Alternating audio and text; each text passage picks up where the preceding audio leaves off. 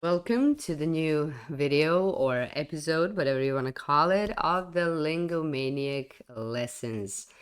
And for today, I have prepared basically the last part of noun phrases, or basically parts of the noun phrases, the last part of speech which best describes the nouns or replaces them.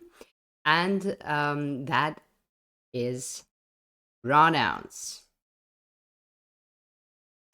My name is Jelena, and I have been a teacher and a translator of English, Serbian, Spanish, French, and Italian for, well, almost 20 years for all of the languages.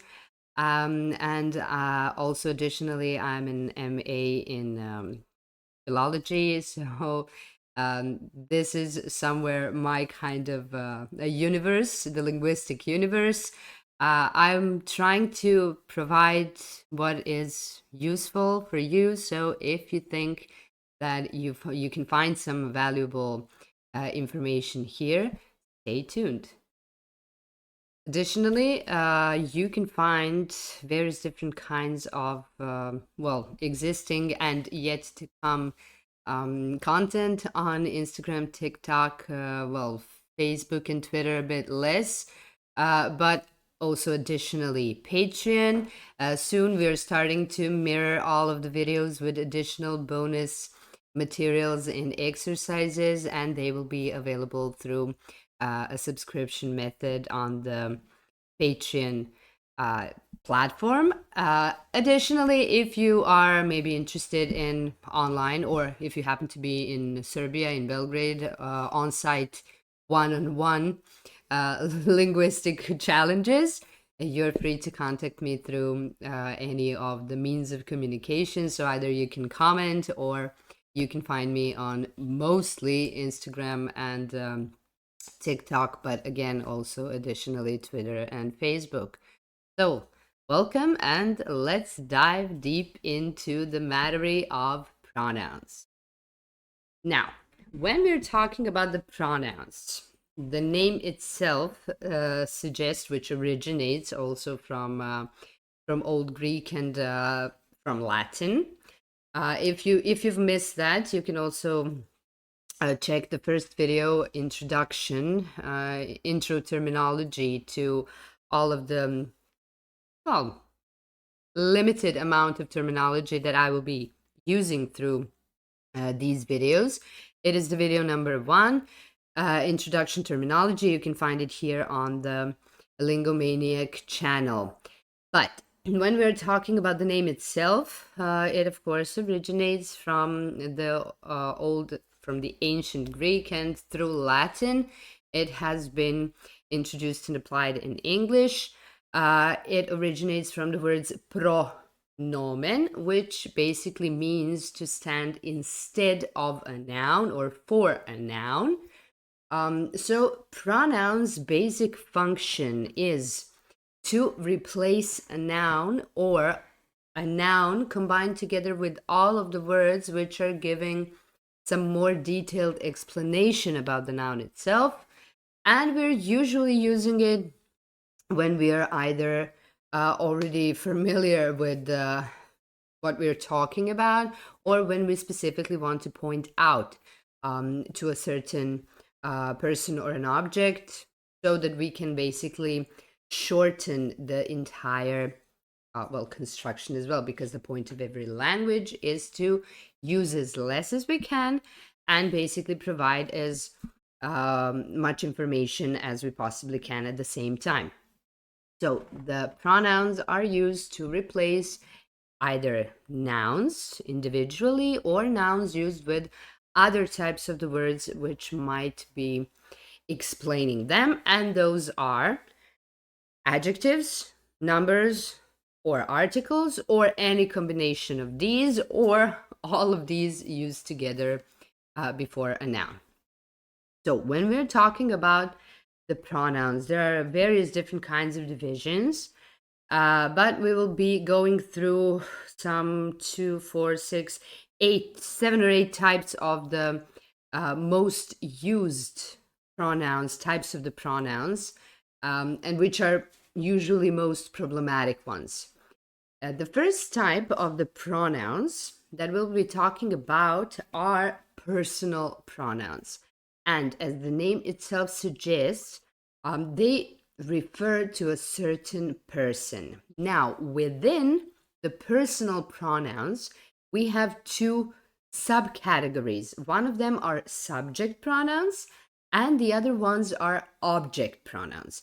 So basically, subject pronouns, which are used to replace someone who is a doer of an action, and object pronouns are pronouns which are used to describe someone or something which basically has the action being performed on, which is an object of an action being performed.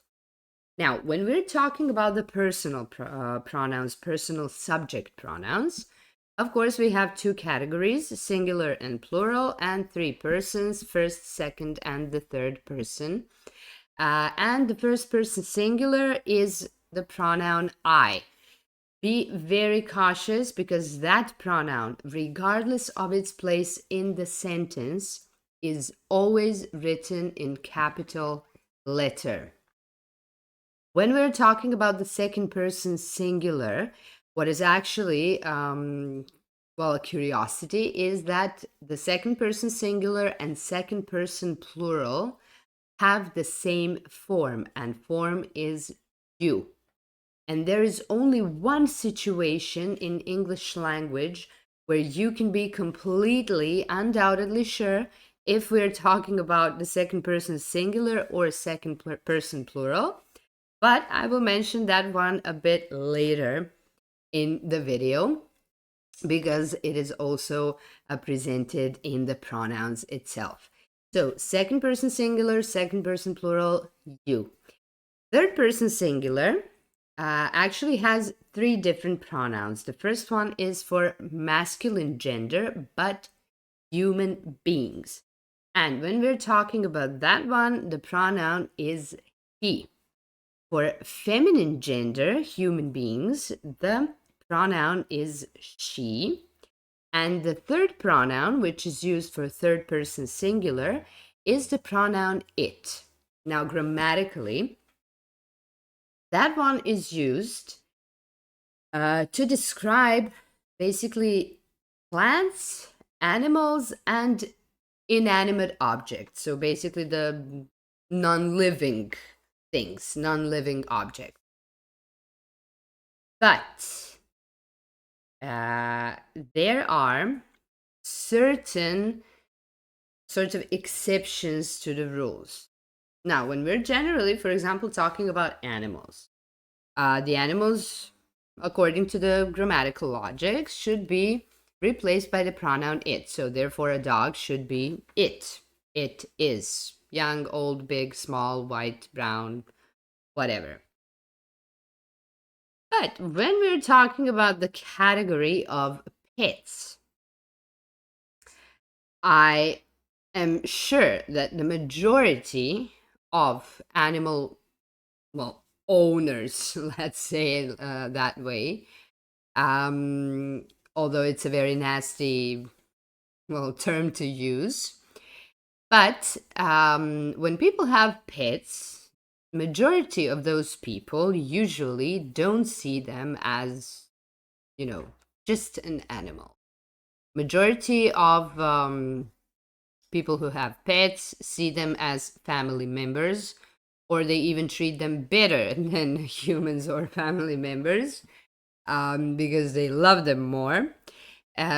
For that category of animals, for that specific reason, it is very normal, especially in the contemporary English language, to use the pronouns he or she.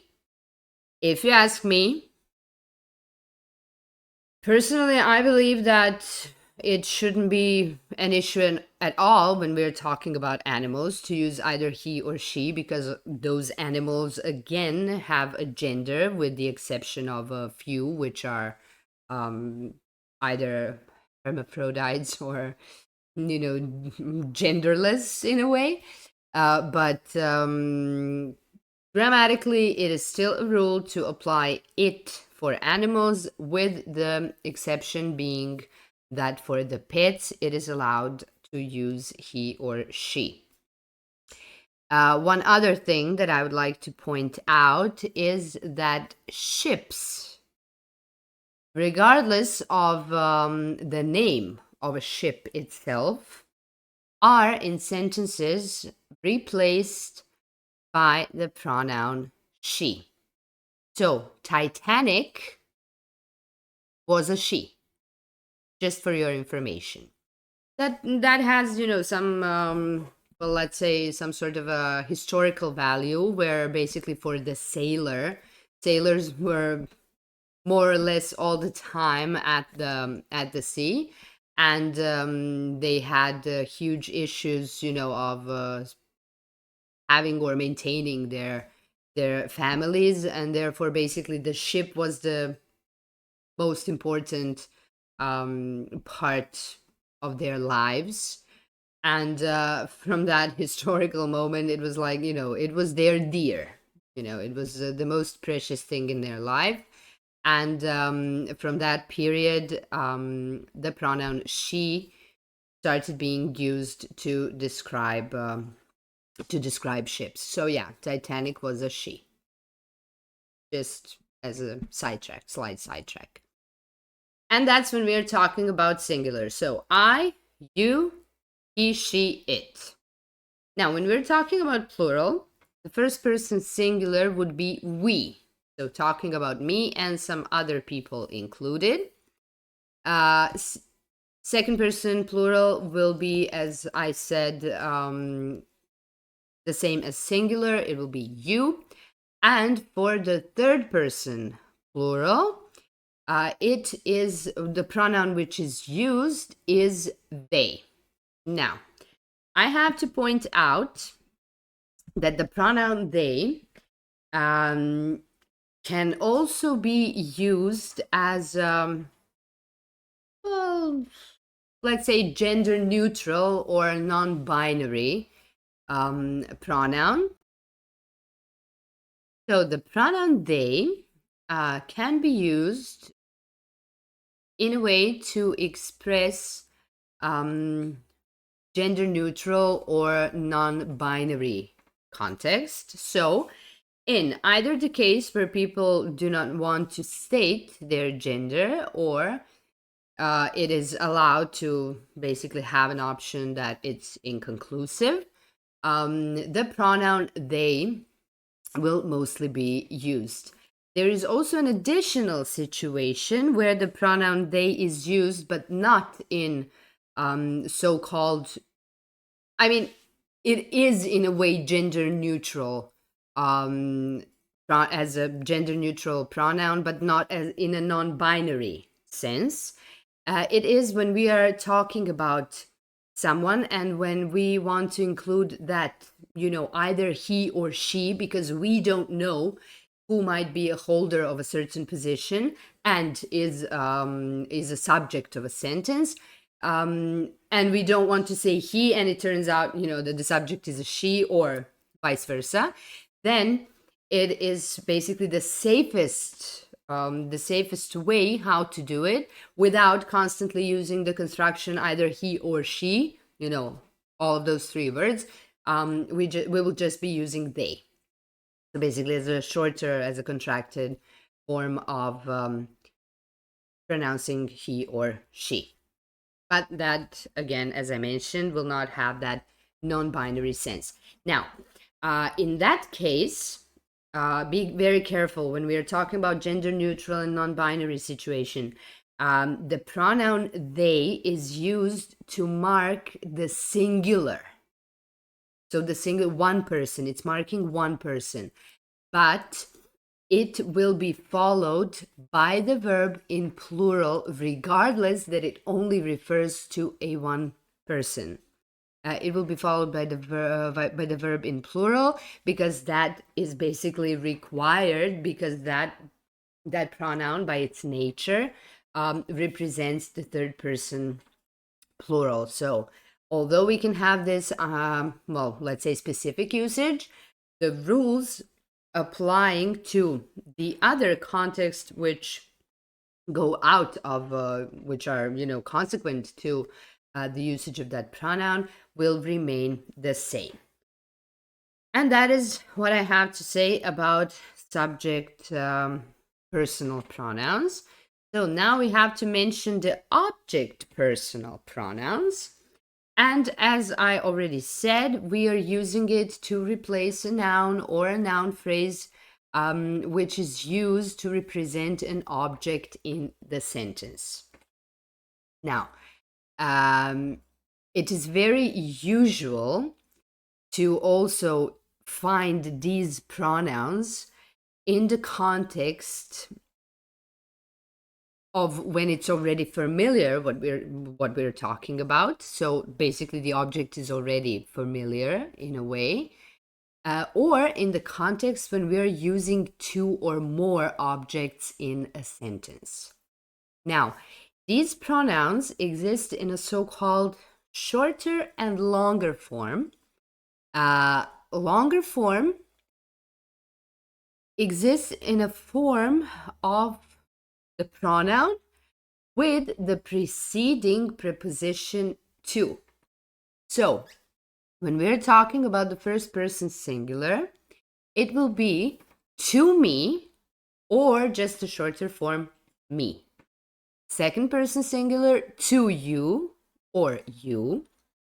Third person singular, for males, humans, to him or him, or of course for pets. To her or her, for females, singular, or for pets or for ships.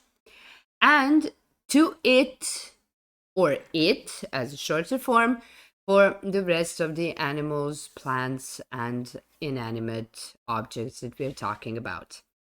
When we're talking about plural, first person plural is to us or only us as shorter form.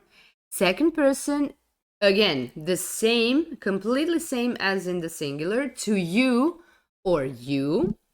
And in the third person plural, to them or them. Now, again, when we are talking about that pronoun for third person singular, to them or them, that one can be also used as gender neutral or non-binary pronoun. And it will have in that context, it will be marking the singular, but it will again be followed by the verb in plural. Now, usually the question arises, when is it that we use the shorter form of the pronoun, and when is it that we are using the longer form of the pronoun? That problem usually arises when we are using two objects in a sentence. And in that case, when we are using the non-pronoun object first, then this pronoun object will be used, so it will be used after the other one, and then it will be used in a longer form. For example, give the book to me. So the first object is the book, second object is to me, but since book is used before the person, to whom it should be given, then the pronoun will be in the longer form. Give the book to me. If we have the vice versa situation, if we have the pronoun object stated first before the other project, then we will be having the situation that we are using the shorter form. Give me the book. So, give the book to me, longer form because it's after the other object. Give me the book, shorter form because it's before the object. Now, look at this one. This one is basically awesome because it shows the the usage of a longer and shorter form in the same sentence. Give it to me. So here you're using two pronouns. The one is before the other object. So that one is used in shorter form, give it. And the other one is used after the other object, and then it's used in the longer form, to me. Give it to me. And there you have it. You're welcome. Now, that's all that we need to say about the personal pronouns, subject and object ones. Next pronouns that I want to mention are the demonstrative pronouns, and they are used to point out to something. They're literally made from demonstrative adjectives, and they're used to point out to something specific within the sentence, and it usually refers to something specific which is either in singular or in plural, or which is either close or far, in place or in time. So we have only 4 demonstrative pronouns being used. Basically, they are the same as demonstrative adjectives. And for something which is in singular and close to us, either in place or in time, we will be using the pronoun this. So, for example, this is very important to me.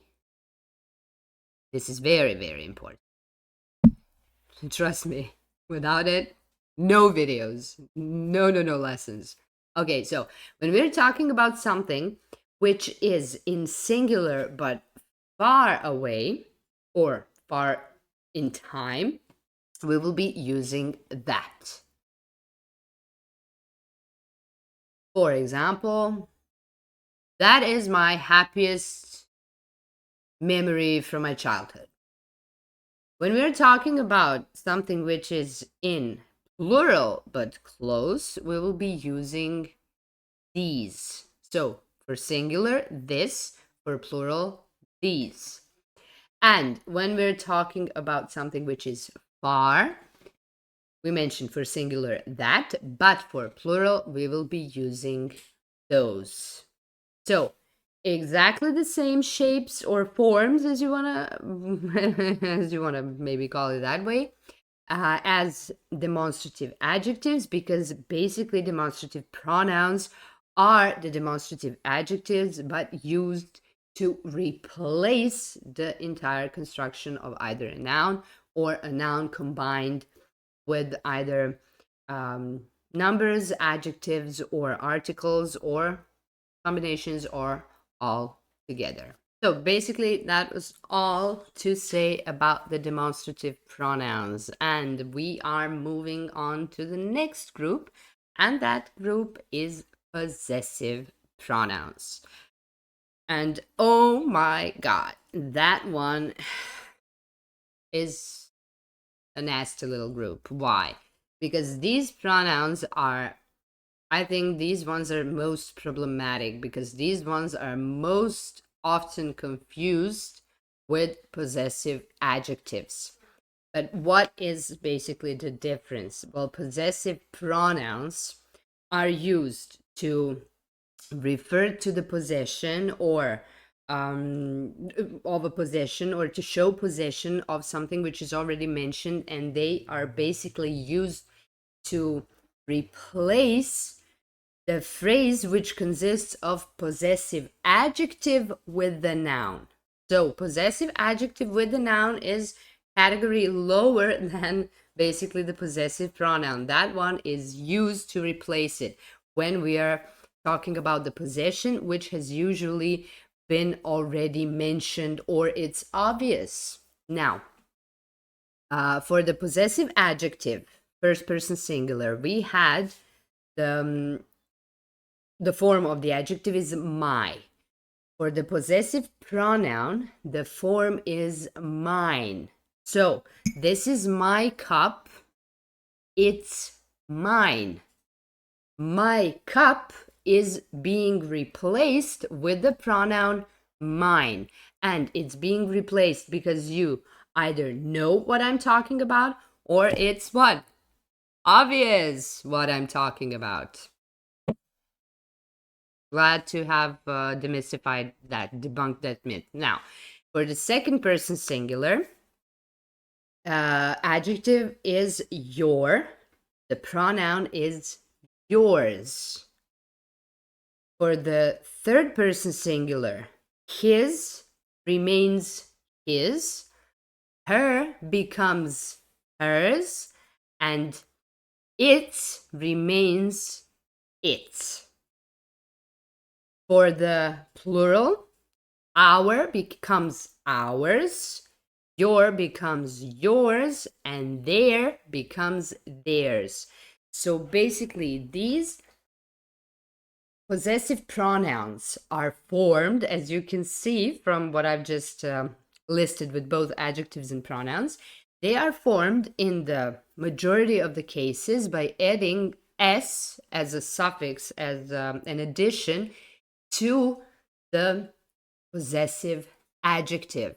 And of course, as I've already mentioned, I think literally in every video so far, if there are some exceptions to the rules, they are for sure 100% present in the third person singular, so with his, her, it, which you could have seen also, because his remains his, it doesn't add an additional s.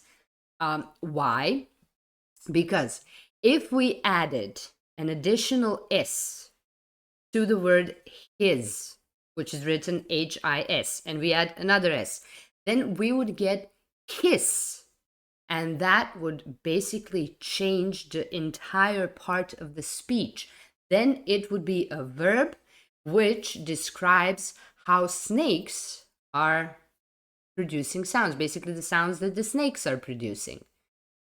So that's the reason why there is no change. It already ends in s, and that's the reason why we're not adding the suffix, so that we don't make the confusion in basically understanding which part of the speech we're talking about, and if we're talking about the verb or if we're talking about the pronoun. When we're talking about it's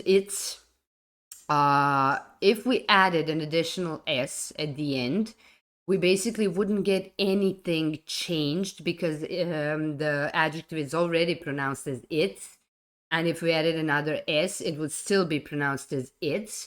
So the reason why it's not added is in order not to complicate the situation if it's not necessary. So since it wouldn't make any change in either pronunciation or in possible disambiguation of the words, misunderstanding of the words, it remains its.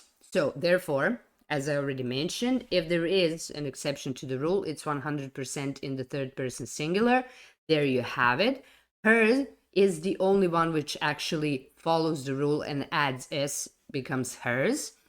And the other situation where there is 50% chance of having some changes or something out of the order or out of the ordinary is the first person singular, where again it is obvious that we have a certain type of change, because the adjective is my, and it would be well, not so pleasant to pronounce, and a bit weird looking. If we added s, it would be mice. Therefore, and if we said mice, it could actually also, in pronunciation, lead to a misunderstanding if we're talking about mice, about plural of a noun mouse. Therefore, the form of the pronoun is mine. So mine, yours, his, hers, its, ours, yours, theirs. So, of course, the plural always follows the rules. Plural and the second person singular, they're always, always, always according to the all grammatical rules. You will never have any exceptions there. They're always, strictly following the routine, how things are done. So if exceptions exist, third person singular 100% and 50-50 for the first person singular. So the rest, basically, one day I might even show you, because I teach also, I teach Spanish, French, and Italian, and of course Serbian for foreigners. And these exceptions and how they function. For example, in French, it is very cute because you have the boot rule, the visual presentation, basically the third person singular and the plural, usually always follow the rules. So when you draw a little, when you draw a little picture to basically circle the third person singular and the entire plural, you get a shape of the boot. And well, try, just for fun. Maybe you should, put these on a piece of paper and draw the persons, the pronouns in singular and in plural, and then circle around those which do not change and see what you get. Of course, my students pointed that out to me, and they had it was a blast for them. Like when with talking about the Y rule and the F rule. So they also have a name for this one, but it's not for either for right now. Now, of course, I have to also mention when we're talking about theirs, so the third person singular pronoun, it again can be used as a gender neutral or non-binary pronoun but of course for singular. But if also being used for singular, it will be followed by the verb in plural according to all the rules and regulations. Now, that's what I have to say about the possessive pronouns. Next ones are reflexive pronouns. Now, you may have heard me stutter a bit with the singular and plural form. Why? Because basically, the reflexive pronouns are the ones which are being formed by suffixation, by adding the particle self. Now, there are several different curiosities about these pronouns. They are very specific and special in a way. First of all, these are the pronouns which are the only ones which refer to a verb. So they're not used to replace a noun or a noun phrase, but they are always following a verb. And their main, the reason why they exist is to show that the performer of an action, so basically the subject of an action, is also the receiver of that very same action at the same time. So the subject is the object at the same time. Now, as I said,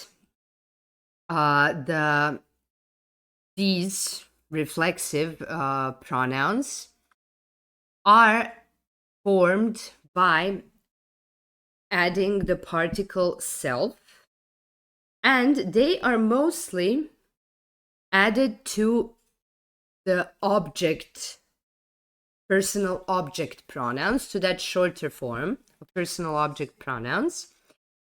Of course, there are some exceptions. We will go through all of the forms for all of the persons. So, for the first person singular, the reflexive pronoun is myself. So it will not be me-self, again, because of the pronunciation would be tricky that way. So it's myself, literally as if you added self to the possessive adjective. So myself. So there you have it. Exception in the first person singular. The second one, the second person, yourself. So to the object pronoun, personal object pronoun, your, we add yourself. Now, for the third person singular, him, self, her, self, it, self. Of course, that self, when it's added, it is added as a suffix, so they're all written as one word. Everything is written as one word. Just because I'm pronouncing it a bit, stretched, doesn't mean that it's two words. So, myself, yourself, himself, herself, itself. When we are talking about plural, there is the second specific thing that we need to point out about the reflexive pronouns. So the first one would be that they refer to the verbs. They're following the verbs always. The second one is that the particle self forms plural. So in singular, it has the form self. But in plural, since it ends in F, it will be having the regular plural form. But since it ends in F, F will transform into V, and we will be adding suffix ES. For those of you who are still struggling with singular and plural, basically with forming plurals, check on the Lingomaniac channel. You can check the video on nouns and plurals of nouns. I believe it's the video number 2. Yes, it is. It's the video number 2 on everything you need to know about nouns and the plurals of nouns. And then you can go to the timestamps and find a regular plural of nouns easier. But let's go back to these reflexive pronouns. So the first person plural would not be ourselves. It would ourself. It would be ourselves, because self would form the plural. So ourselves, second person, yourselves, and the third person, themselves. And that, my friends, is the only situation in English where you can actually distinguish whether you're talking about second person singular or second person plural, because the singular is yourself and the plural is yourselves. In all the other situations, you basically need to just, go through the context or, make a question, ask a question if we're talking about, one person or more. But this is the only situation where it is completely clear, from the visual and also the audio version of the pronoun, whether it's yourself or yourselves, whether it's singular or plural.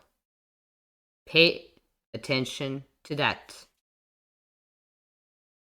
Now, when we're talking about themselves, the third person singular pronoun, I don't think that I even have to point it out anymore.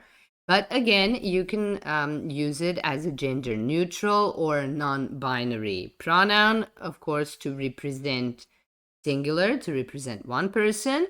But of course, it will follow the verb in plural.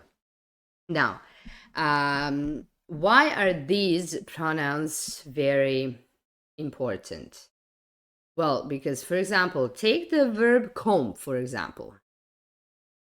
When you say I comb, it can be any type of a living creature which has either hair or fur, which can be combed, right? I can comb my child, I can comb my mother, I can comb my own hair. But if I point out that I comb myself every morning when I wake up and brush my teeth and wash my face or whatever, it clearly defines who is the doer, who is the performer of the action. And it also clearly defines me, again, as the subject and as the object of the action. So I'm performing the action of combing the hair on myself. And that is the reason why these pronouns basically exist. If you want to say that the action you're doing is basically being done on yourself, or that the action that someone is doing is being returned to themselves. And there you have it, to themselves, as a gender neutral pronoun. Now, these can also be used. There is one specific situation where these reflexive pronouns can be used to show some sort of an emphasis on the subject itself. And in that case, they're always used directly after the subject, not after the verb.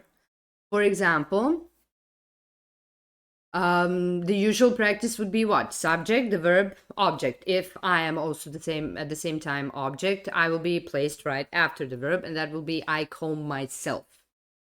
But if I want to make an emphasis on the subject, that exactly I am the one who needs to do something and not someone else, then these reflexive pronouns are basically used directly after the subject to point the subject out. For example, I myself have to do the research in order to be able to film the, for example, podcast episode. So not anyone else can do it, but I am the one who has to do it. Cut and action. Now, that's all what I had to say about the reflexive pronouns, so we can move further. Further, of course, just to remind you, irregular comparative of the adjective far in the meaning of additional or extra.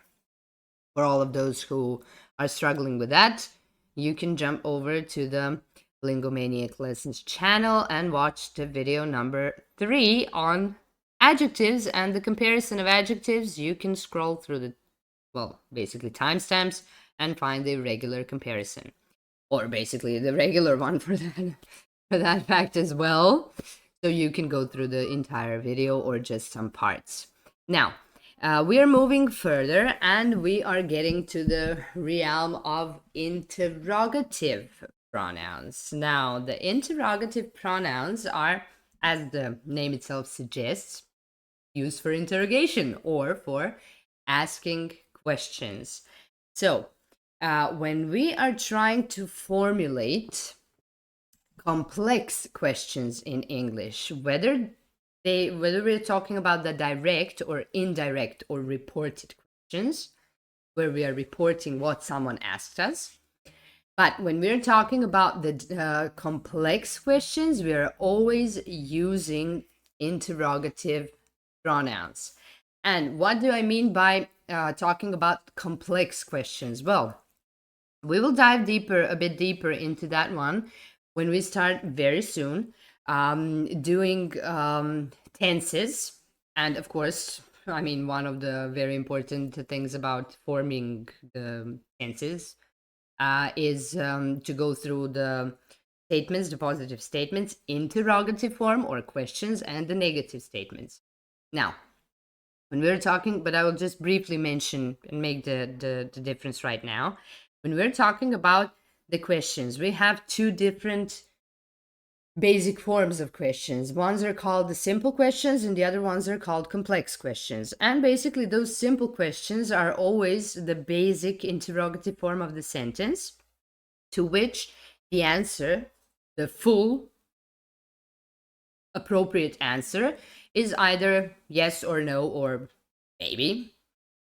They're also called, for that reason, they're also called the yes or no questions. So those are the simple questions. When we're talking about complex questions, then it means that we're asking for some more detailed information to be given as the answer. which, surpasses yes or no as the answer. So when we're talking about the interrogative pronouns, we use them for either direct or indirect questions, but in the complex form. And we have 5 of those interrogative pronouns. Well, we don't have them, they exist. So the first 2 are who or whom. They are asked, they're used to form the questions when we expect an answer to be a person. So when we're expecting a person to appear as an answer, then we will be using who or whom, but with one slight difference. Who will be used when we expect an answer to be a person, but as a subject, as the performer of an action, and whom as an object of an action. Then there is the pronoun whose. The pronoun whose is used to ask about the possession or ownership or some kind of a relation or a relationship. So that one is basically of a possessive character. Then there is the pronoun what. That one is used when we are expecting the answer to be either some object or some abstract content, some sort of an uncountable, abstract uncountable noun.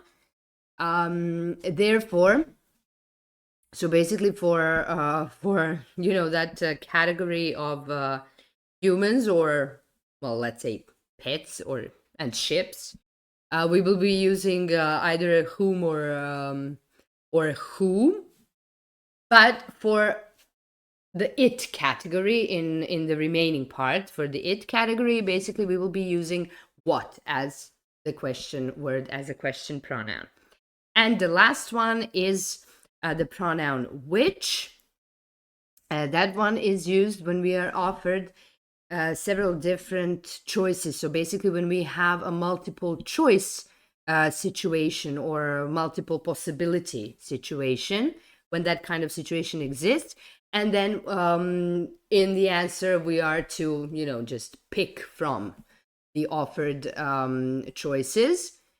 So let's give what and which are mostly misused in these situations. So let's see. If I wanted to ask you about your favorite language, I would basically ask you, what is your favorite language? Right? Because I'm not offering you any options. I'm just asking about the language, which basically is your favorite one. And since I'm talking about something which is inanimate, which is an abstract concept, or something which is non-living, I'll be using what? What is your favorite language? But if I offered you several different choices to choose from, for example, the question would look like this. Which language is your favorite? French, Spanish, or Italian? Then you would have, the pool from which you would have to choose. And for that purpose, when you have the multiple possibilities or multiple choice situation, then you will be using which. So that is the main trick to memorize. Of course, these pronouns, that who, whom, whose, what, and which, they exist in so-called longer form when they have the suffix ever attached, basically as an appendix to each and every one of them. So whoever, whomever, whatever, whosever, and whichever. And these longer forms are usually used to express some emphasis. So when we want to point something out, or for expressing some surprise. And I would also like to point out one additional specific thing about these interrogative pronouns. These ones can also be used as relative pronouns. So when we are talking about the formation of the relative clauses, dependent clauses, then these ones can also they can also be used in this context. And of course, these pronouns, first time now we are mentioning the pronouns which don't have, division according to the singular, plural, and according to the persons. These pronouns can be used for both singular and plural context. But of course, if we're talking about the singular, the remaining part of the sentence, meaning the verb, will have to be in the singular form. If we're talking about the plural, it will be in the plural. For example, what is your phone number? What is your favorite language? But why? Because your phone number is singular. It's it. Favorite language, again, it. But what are the missing pages? Because missing pages are they're plural. Of course, the verb will have to be what are the missing pages. So these pronouns are used for both singular and plural, but just pay attention to add the verb. The verb has to follow in the appropriate form. Okay, the next group of pronouns is the one that I just mentioned a minute ago. And those are relative pronouns. They are used to basically connect dependent, so the sentences without full meaning, which cannot stand alone, to the independent sentences, at the same time providing some additional information on the parts of the independent sentences. Now, when we were talking about the interrogative pronouns, we mentioned 5 of them: who, whom, whose, what, and which. Now, 4 of these can be used, and basically are used, as the relative pronouns. And those are who, whom, whose, which, and basically what is not used as a relative pronoun. But instead of what, we basically have a new one, and that last relative pronoun, the 5th one which is used, is that. Now, of course, who and whom are used for the subject when we're referring to the subject. Whose is used when we're talking about someone or something's possession. Which and that are, again, the 2 relative pronouns which can be mixed up because they are both used for inanimate objects, for inanimate nature, and for animals. Now, what is the difference? Well, which is used when we are providing non-essential information, so when we are providing additional information, and that is always used when we are providing essential information, without which we basically don't have all the necessary information. We don't have the full meaning of the independent sentence. So that is the biggest difference among these 2. But I will be definitely talking more on relative pronouns after we are done with going through all of the active and passive tenses, after direct and indirect speech, and conditional sentences. We will have a specifically created video or a lesson or a lecture or whatever you want to call it, based only on relative sentences, the relative clauses. Actually, clauses, they're not sentences, they're clauses because they're dependent sentences. So we will have a very special video on those where we will dive deep into the categories of the relative clauses being those essential and non-essential ones, and we will provide more information on those. But just for the for the sake of pleasure, for example, I bought pizza, which is my favorite food. That which is my favorite food is the relative pronoun, which refers to pizza. It refers to a non-animate thing, so non-animate refers to an object. That's why we have two options, either which or that. But since I'm giving an additional information, which is, by the way, my favorite food, I will be using the pronoun which. But for example, this is a dog that bit Mary last year. In that case, we could only use that because it's not just any dog. It's a very specific dog, and without that additional information introduced by the relative clause, that bit Mary last year, which basically specifies which dog it is, we wouldn't have the full meaning of the independent sentence. That is a dog. I mean, it can be whichever one. So in that case, we couldn't use which bit Mary last year. We would be using that because it gives an essential information. Okay, and that's all what I have to say about the relative pronouns. And now we are moving on to the last group of pronouns, and those are indefinite pronouns. The function of indefinite pronouns in a sentence is either a function of a subject or an object. So basically, either a performer of an action or a receiver of an action.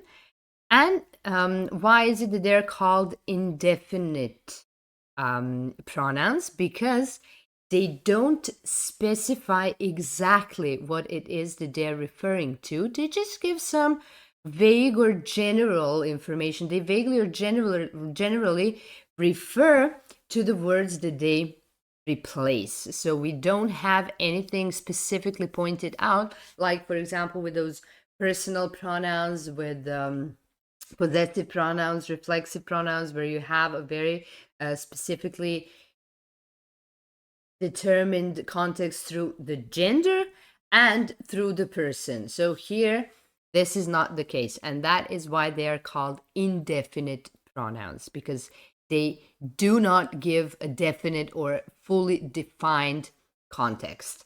Now, when we're talking about indefinite pronouns, some of them are only used for singular, some of them are only used for plural, and some of them can be used for either singular or plural, but of course you will have to it depends on the context when you will be using them for singular or plural, but you will have to pay attention whether you're using them with singular or plural context, and then, of course, apply all the necessary requirements for the verb form accordingly.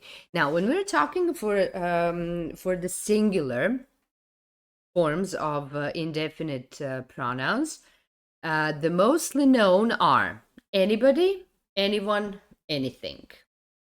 Everybody, everyone, everything. Of course, that with thing, it refers to the it category.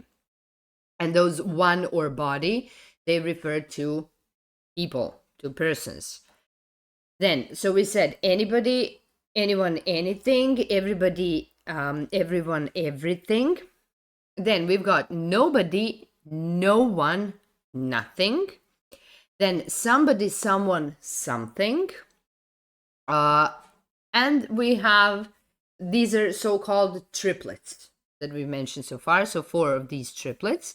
And we have some additional ones. For example, another, each, then either or either, neither or neither, enough, little, less, much, one or other.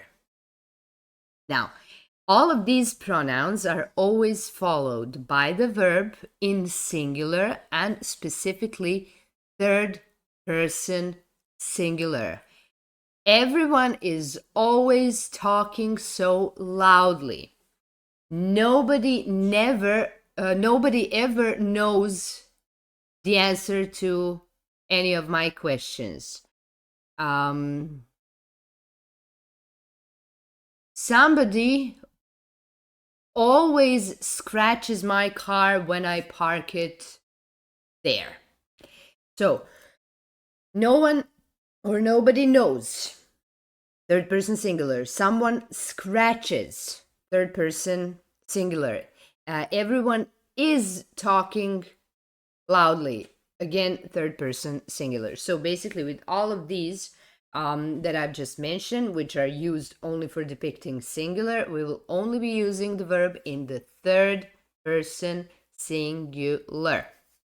Now, when we're talking about plural, for plural, well, as plural indefinite pronouns, we're only using a handful of them, both few or fewer, many, others, and several. So these are the only ones which are used for plural exclusively. And of course, we will be using the verb for the plural form exclusively. Now, when we're talking about those which can be used both in singular or in plural, depending on the context, those pronouns are all, any, more and most, none, some, and much. Now, if we're using these for expressing singular, we will be using, of course, the verb in third person singular. If we're using them to express plural, we will be using the verb in the plural form. Now, why am I mentioning that third person singular? Why is it not some other person but the third person singular? Because we've already mentioned that if there is some exception to the rule, it is 100% listed in the third person singular. Whether we are talking about noun phrases or the pronouns or the verbs. So if there is an exception, third person singular definitely has it. And since these pronouns are basically indefinite, they are giving some vague or general depiction of who is either the doer or the receiver, performer or the receiver of the action. They can definitely, when we say everyone or everybody, it can also refer to he, she, or it, right? And since the third person always has an exception if it exists, that's why the verb for the third person singular is used basically with these indefinite pronouns. And that is also something which majority of people trips over when learning or when using the English language. And that is basically, when you actually start using that, exception, third person singular for sure, when you start using it as mantra, constantly repeating it to yourself, then, all of these things basically start matching like pieces of the puzzle together, and then it kind of becomes logical, why it is used that way. So that kind of wraps it up for today's video. We've talked about personal subject and object pronouns. Then we mentioned demonstrative pronouns, then possessive, reflexive, interrogative, relative, and in the end, indefinite pronouns. I really hope that this was useful for you. If you have any additional questions or comments or suggestions, that something was, unclear, or that you would like it maybe explained a bit better, or are still in doubt, please don't hesitate to ask or comment in the comment section, or just contact me through any of the social media or any of the channels of communication. More varied content is coming soon also here to the Lingomaniac channel in the forms of podcasts, reaction videos, and many more interesting things. You will even have the opportunity of soon actually seeing how a linguist learns a new language. So stay tuned if you are interested, and if you think that this is valuable, stay tuned with us.